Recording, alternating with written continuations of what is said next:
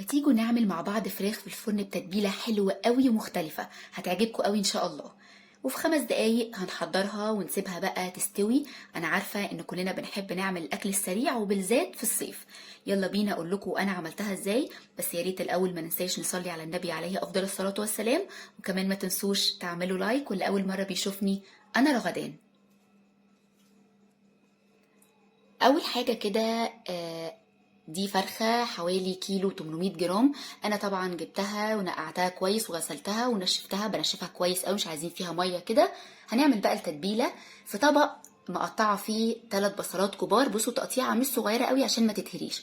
في الطبق التاني هنحط معلقة توم مفروم، هحط بقى الملح على التوم والبصل، هحط معلقة فلفل اسود على التوم ونص معلقة على البصل، ومعلقة برضو بهارات فراخ على التوم ونص معلقة على البصل، معلقة بقى على الثوم من السماق، ومعلقتين او 3 على البصل.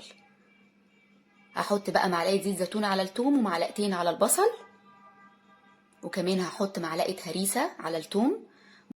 هقلب كده الثوم مع التوابل اللي حطيناها، وكمان هقلب البصل.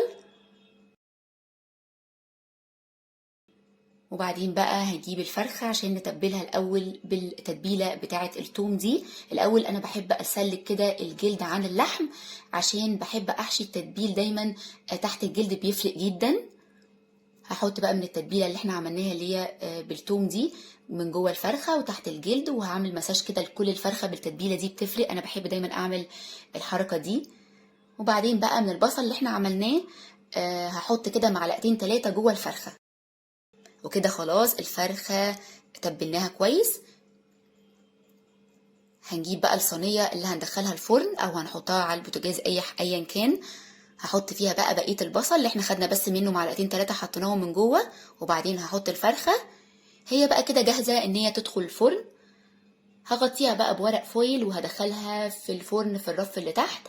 هتاخد بقى حوالي، خدت معايا ساعة ونص. بعد كده شلت بقى الورق الفويل وهولع الشواية، وهطلعها الرف اللي في الوسط لغاية ما تاخد اللون الحلو ده، وهتبقى استوت. طبعا حسب حجم او وزن كل فرخة، يعني ممكن في فراخ هتبقى اصغر شوية هتاخد اقل من كده، وفي هتاخد اكتر. طبعا لو مش عايزين تبدأوا السوا في الفرن ممكن تحطوها على البوتاجاز الاول تستوي، وبعدين بقى نشيل الورق الفويل وندخلها الفرن بس تاخد لون، ونولع الشواية. هتبقى خطيرة، بصوا حكاية. انا مش قادرة اقول لكم التتبيلة بتاعتها السماق مع الثوم مع زيت الزيتون خطيرة. تقدروا تعملوا اي حاجة جنبها انتوا بتحبوها. وبكده يكون الفيديو خلص. يا رب يكون عجبكم. لو عجبكم ما تنسوش تعملوا لايك وشير الفيديو كتير. بحبكم قوي وهتوحشوني قوي. باي باي.